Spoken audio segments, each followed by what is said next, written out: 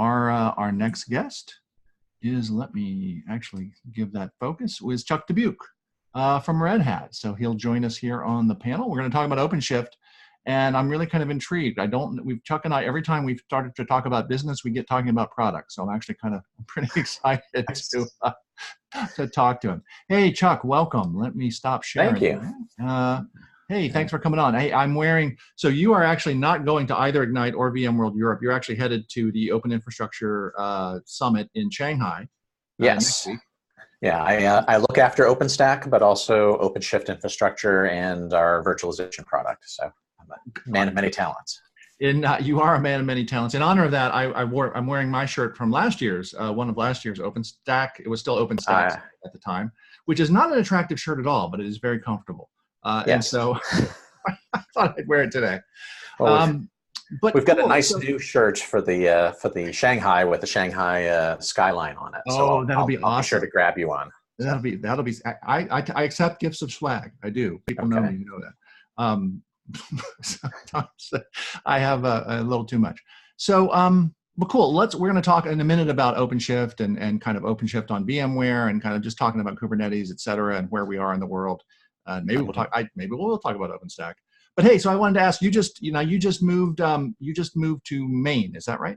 Yes, I'm in Portland, Maine. Been about a year already, and enjoying the slower pace of life. And I'm also in touch with a lot of my friends who are still in the area and are experiencing the smoke and the fires and the earthquakes and everything else that's been going on back on the West Coast. It's not great. Did you move from the West Coast then? Yeah, I was in the Bay Area for about 20 years. So mostly on the peninsula, but yeah, we're looking around. Yeah, fires certainly don't help. I mean, California's great, and California runs well in general, but this fire thing is not making me happy. Yeah. Any kids at home or?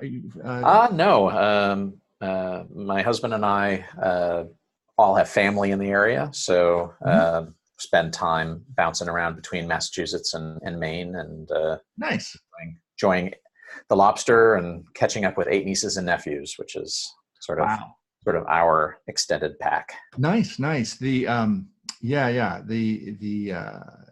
been on the West Coast so long, I'm having a hard time putting myself out there back on the East, but I think anyway. So any surprises about the crusty fishermen or lobster being more expensive there or anything like that in the locale? I mean, I think Portland has grown up a lot since 20 years ago. It's become a foodie destination. I think one of the gourmet magazines highlighted it as one of the cities of the year, and we've got an influx of tourists every summer that pretty much lock the locals out of any good restaurant for about 3 months. But other than getting used to the snow again and having to buy 3 or 4 different jackets for each amount of snow or weather that there is, California sort of spoiled me with the year-round wardrobe, which is not really possible out here. So. That is most of the world. We have weather. Yeah. So now you're a returnee to RedHat. You were at RedHat, and so can you talk? I don't know, just talk maybe a little bit about your career journey and that sort of thing. Yeah, I started off at RedHat in 2009, right after the Kubernetes acquisition. So that was one of RedHat's first real acquisitions after the JBoss acquisition that was way back in 2005. And it was 3 of us who launched the virtualization product. Myself, a product manager, and a GM through force of will. And a couple of years later, we started working in the OpenStack community and first started participating in the community, and then launched our OpenStack offering. And I stayed around for a couple more years and tried my luck at a couple of startups in the Bay Area. Was at Tintry for a while, which is a storage startup which is still around and under new ownership. Under new ownership after IPOing and going bankrupt within 12 months. So, but they're doing very well under DDN, which I think is a nice new home for them. And I think they just acquired what was remaining of Tgile, which had been previously bought by Western Digital. Mm-hmm. So, everybody comes around and goes around, and everybody who's a competitor gets bought up by somebody else. And I make the joke. I used to think, what possibly new? I'm sitting there at VMware, and storage keeps coming up, right? Because storage, it's always storage is the problem. And you think, well, we're done with storage, aren't we? Isn't it? And we don't seem to be. It still is interesting. No, it's still got its wonderful edge cases, and it doesn't work when it's supposed to work, and it's just a service. It's just all provided as a service in the cloud, isn't it? I think it takes money in and then turns it into outages and SLAs on the other side. So Chuck, what you're on the front lines. I did attend as a with the Cube the Open Infrastructure Summit, OpenStack Summit last year, and it was really interesting. And I did the year before, actually, and the one in Boston. And it was really interesting talking to people from the community, because in the media you get this huge hype, and then it's like, oh no, and then it's last year's thing, and no one uses it, and it's not going to take over the world. It's not going to be $1 trillion market. It's garbage. Let's go on to the next thing. And in fact, I found a community of people who were very engaged, and for which open, for whatever you can go down the politics and open source and foundation, but I found a community of practitioners that were very engaged, for which OpenStack was the right solution for them, and they were using it. They had the use case where they needed it. Now we're seeing with Kubernetes, we had we're kind of maybe at peak Kubernetes, and OpenShift already kind of shifted to Kubernetes long enough ago that it's an integral part of OpenShift. And are you seeing the same? I mean, I'm asking you to maybe compare and contrast. Are we seeing the same dynamics? Yeah. Where are we? I mean, there's the fast, and certainly I think the Brighton has moved from OpenStack to Kubernetes. But I think also, really the OpenStack was in IT we tend to go through cycles of centralization and decentralization, and OpenStack was sort of at peak centralization when Amazon was new and a threat, and everybody thought that everything was going to pour into Amazon, and I don't want my bits sitting next to my competitors' bits in their cloud, but I see the need for something that works more like that in my four walls. So OpenStack was all about building this giant scale in the core centralized data center concept. Now I think with Kubernetes and containers maturing, although still very bright and shiny, and still some ways to go in maturity, but also things like edge computing and the workloads like artificial intelligence and machine learning that are starting to drive back again the whole concept of you need resources close enough to those sensors that are gathering gigabytes and petabytes worth of data, because if you have to send it all back to either your core data center or the hyperscaler, you can't take action on it. You want to be able to get the data in real time, analyze it, take action, and that can only happen in a decentralized model. So I think there's places for both. Certainly we see with our customers, larger customers on the telco side, enterprises, public sector, who need an alternative to public cloud. OpenStack is a great platform for things that are already virtualized, that are on their way towards being purely cloud native. And even, OpenStack can even accommodate stuff that people put into VMs that should be more cloud native than they are, but really aren't. They're more traditional applications. I think OpenShift demands more purity on the, getting it to, truly a services model and being more abstracted away from the operating system and dependencies. But it's also more amenable to, hey, parts of my application need to be really close to the customer, parts of them need to be in my core data center, and it's all got to kind of work together across all these different boundaries, but still operate together. in one way. That's kind of interesting. Let me back up one sec. This is weird framing for OpenShift, right? Yeah. Because OpenStack, they're very different parts of the stack, right? Like you said, Right. about replacing public cloud. I just was kind of thinking about the community and about the use case and maybe about understanding what it's good for. Yeah. And one thing that's really interesting to me, you just hinted on some sort of multi-cloud, hybrid cloud strategy there, which Right. I get into. But one thing that was interesting as we were talking is that you were, OpenShift, if you're running OpenShift, if you're a Red Hat customer and you're running OpenShift, you're already running Kubernetes, this is a major, I'm not an analyst and I have not done any market research, but this is probably a major slice of people who are running Kubernetes on vSphere are probably running OpenShift at this point. Yeah. And, I think that, I think it's something that people aren't as aware of in the market, that, there's a lot of OpenShift customers today who run, if it's on-prem, they're running it on top of vSphere. And I think one of the nice things about the way we've architected OpenShift is that the Kubernetes piece of it, which is really about orchestration and scaling and maintaining that desired state across all of your infrastructure, lives with the OpenShift platform. It's not embedded in the infrastructure, so it's independent of the infrastructure. So we have customers who use OpenShift on vSphere for most of their workloads, but they can either deploy new projects or burst up to public clouds, and they don't have to refactor their application or worry about Amazon upgrading EKS from 1.10 to 1.11, and surprising everybody. Yeah, and the crazy, I think if you haven't touched it yet, right, that could be a surprise. The quarterly 6 months? Every 3 months. 3 months, yeah, the quarterly updates and the only 2 quarters of support.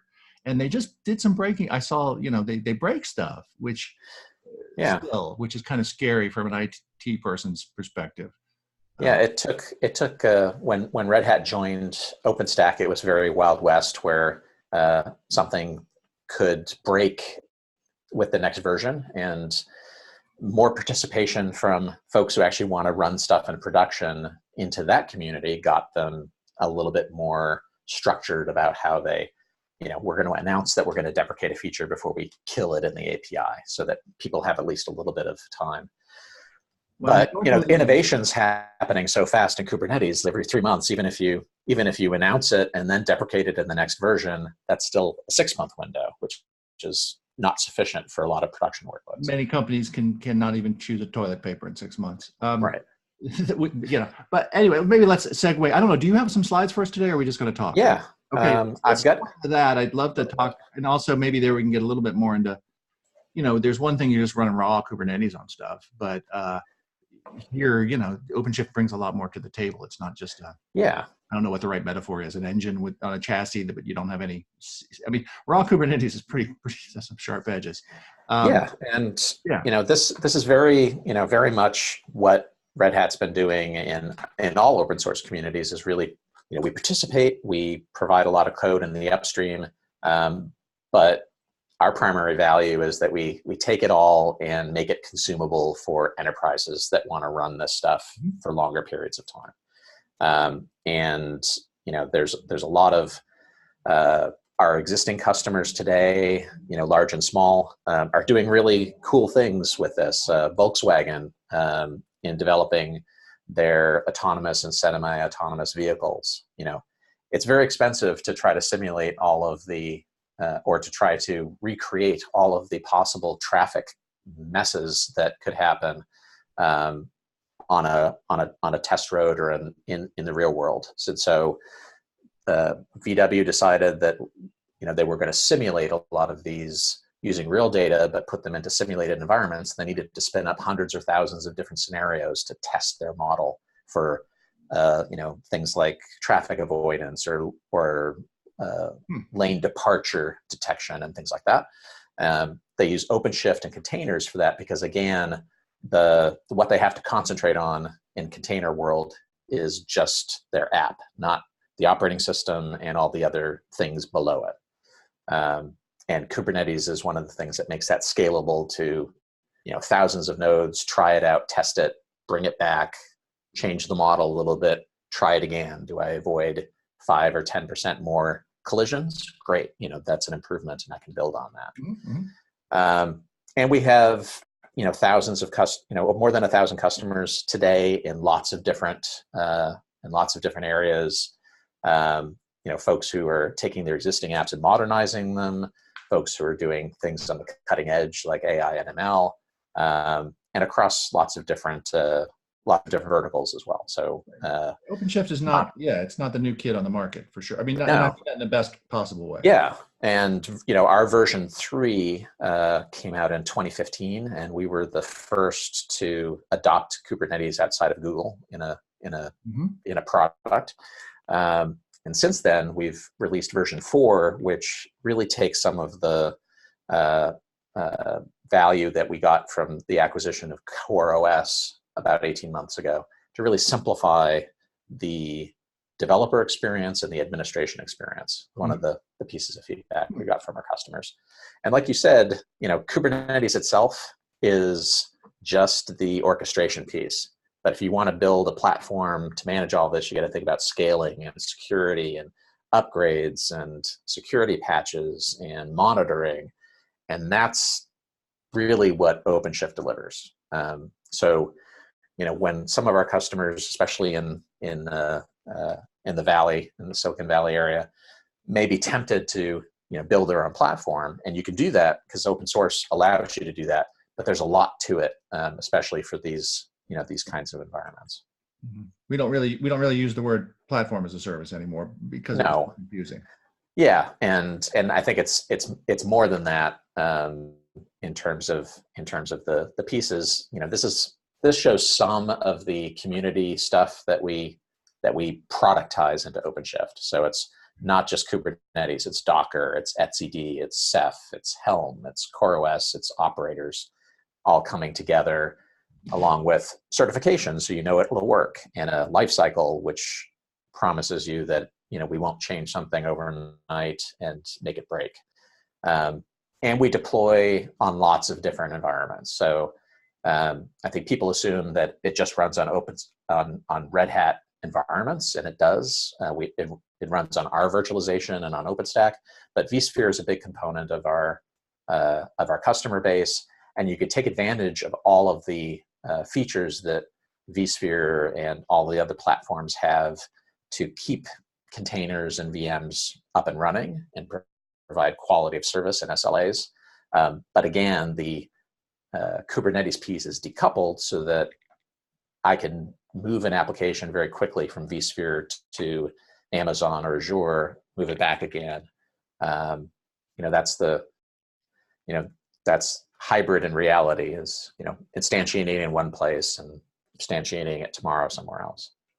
That's super interesting. Are you okay? You're going to talk about okay. Yeah, and I think what's new with OpenShift 4 is taking advantage of the CoreOS acquisition. So OpenShift previously, and we still support it, is what you kind of had to coordinate two different environments. So you had OpenShift that was your PaaS, if you want to think of it that way, and then you had your infrastructure as a service. It could be vSphere running RHEL hosts that would have containers put in, or it could be OpenStack, or it could be Amazon.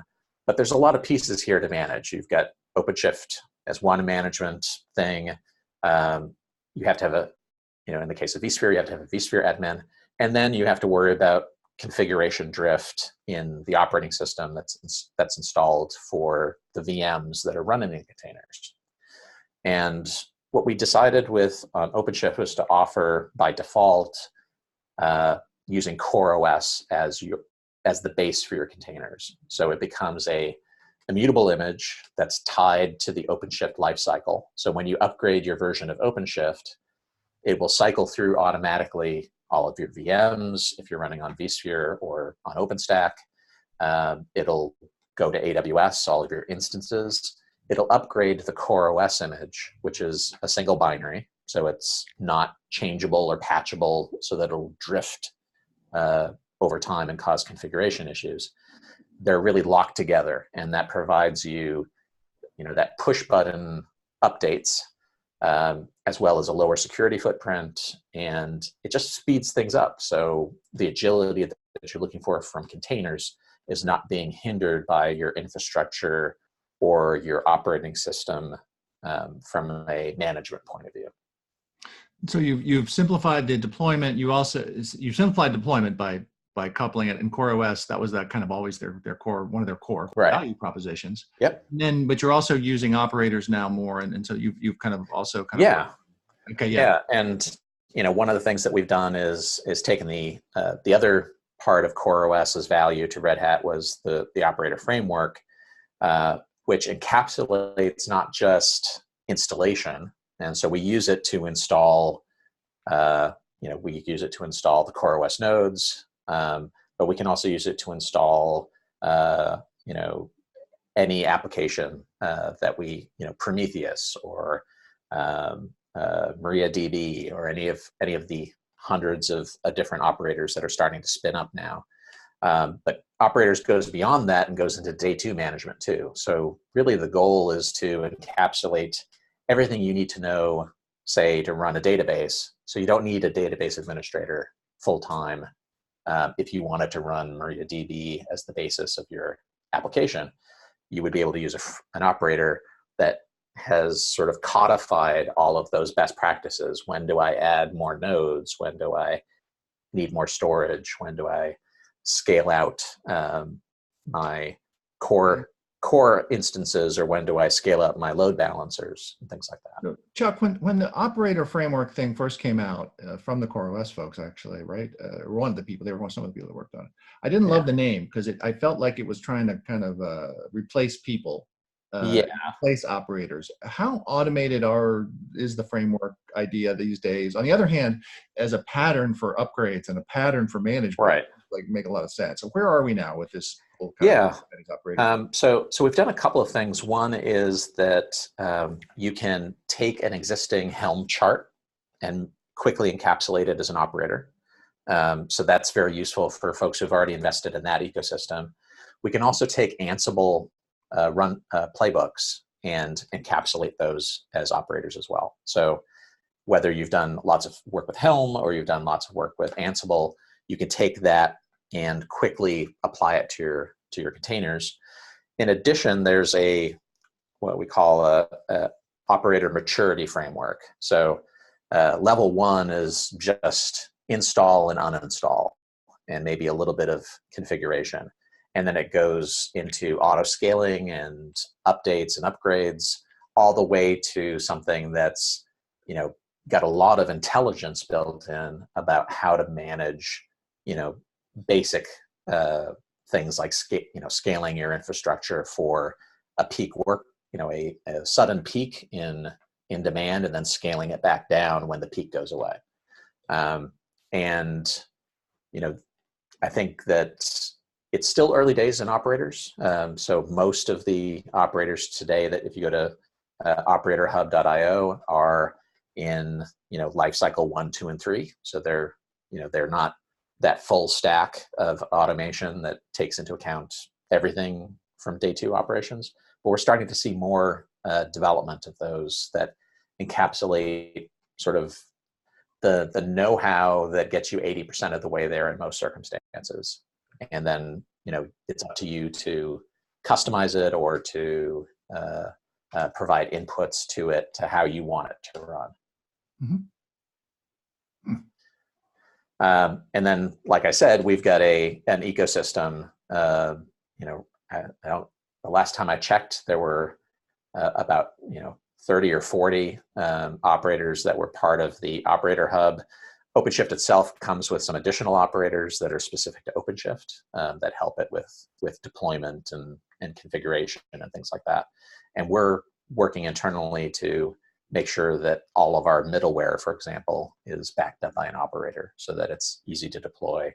And we're working with partners like Couchbase and AWS and others to provide and build these plugins that can be used with any Kubernetes environment, as well as be used by OpenShift. So it's a community effort as well as a commercial effort.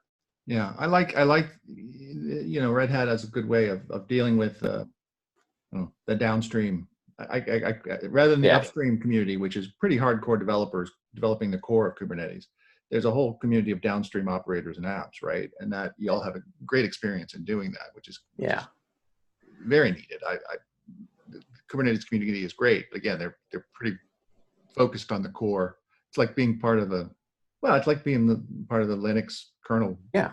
community, And right? It yes, doesn't really affect me that much. Yeah. it's very rarefied air. So from that point of view, again, Ticketmaster, one of our customers using the Prometheus operator, and again, you could manage one or two instances of these things manually, but an operator will allow you to manage hundreds or hopefully thousands of these instances to best practices.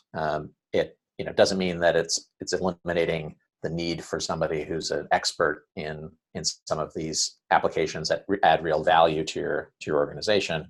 But when it comes to things like scaling up and scaling down instances, it's that's something that can be automated and give your people time to do something more interesting. And nobody needs to be logging into any boxes anymore doing stuff. Yeah. Right. I think Folks, if folks want to get started, or where do they head? Or talk a little bit about more and how to poke around. Yeah, there's a couple of different places to go. So try.openshift.com is a great place to learn how to get started. We have a hosted offering, OpenShift Dedicated, which is a place that you can play around with. We also just introduced something called Code Ready Containers, which is an updated version of our software that allows you to try out OpenShift on a laptop. And so it's, again, one of the things you can get from tryopenshift.com if you want to run it on I run it on my little 8 gig Mac. I'm not going to be breaking any speed records for performance, but I'm able to install a full instance, and it comes with a pre-built library of containers that are ready to run Python or Java apps or any of the frameworks that we support, and can easily add more that can be downloaded from a secure library of known containers. Mm-hmm. So whether you want to light it up in Amazon or Azure, or you want to try it out on your laptop, or you want to try out the full version, we've done a lot of really good work so that even a marketing person like myself and the people on my team can get this up and running and get into the user interface and start deploying containers. I can't code, so I don't have anything to put in them right now, but I can instantiate them and load balance them and do all that. In addition, we're adding new functionality. So our OpenShift serverless, which is based on Knative, is now in tech preview in the latest version of OpenShift. We're working on OpenShift pipelines, which is based on Tekton for continuous integration, continuous development. That's a developer preview, so it's a little bit more tenuous. Mm-hmm. And